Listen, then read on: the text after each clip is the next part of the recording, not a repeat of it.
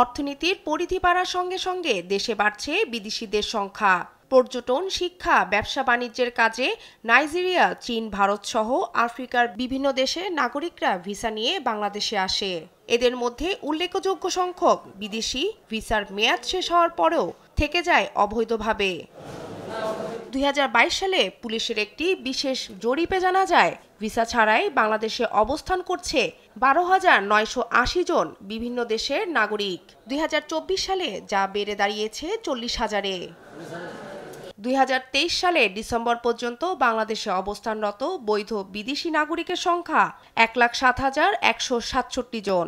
তাদের মধ্যে ব্যবসা ও বিনিয়োগ সংক্রান্ত ভিসায় 10,485 জন, চাকরি ভিসায় 14,399 জন, শিক্ষা ভিসায় 6,827 জন ও ভ্রমণ ভিসায় 75,456 জন।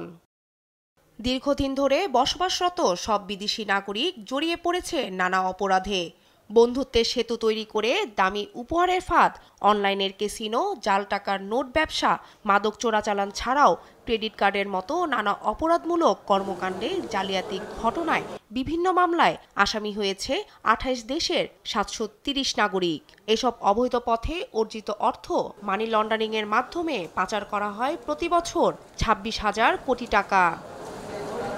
বিদেশিদের এমন অপরাধমূলক কর্মকাণ্ডের বন্ধে আইনশৃঙ্খলা বাহিনীকে আরও তৎপর থাকার পরামর্শ ঢাকা বিশ্ববিদ্যালয়ের সমাজ ও অপরাধ বিশেষজ্ঞ ডক্টর তৌহিদুল হক।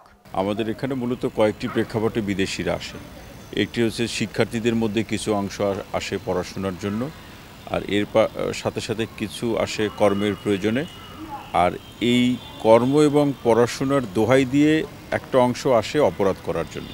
এদের একটা বড় অংশ নানা ধরনের অপরাধের জায়গাগুলো আমাদের এখানে সৃষ্টি করছে। সেই অপরাধের জায়গাগুলো যদি আমরা দেখি, যে জাল টাকা নোট বা জাল টাকার নোট বা যেভাবেই বলি সেই নোট ছাপানো বা সেটির জাল টাকা তৈরি করা, সেই কাজটি করছে। মাদকের একটি ভয়াবহ অভিযোগ আছে। এর সাথে আমরা দেখছি যে আমাদের যে বিভিন্ন বুথগুলো আছে, টাকার বা এটিএম যে বুথগুলো আছে, সেই বুথগুলো থেকে টাকা উত্তোলন করা, চুরি করা, বিভিন্ন জায়গায় চুরি করার মতো অপরাধেও এরা জড়িয়েছে। এর সাথে যুক্ত হয় যে টাকা পাচার।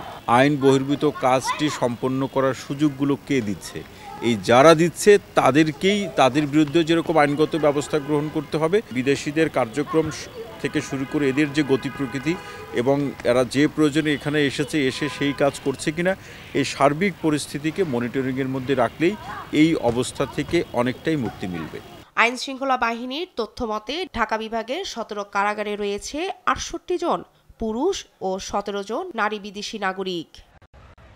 শিউলি রায়, দেশ টিভি, ঢাকা।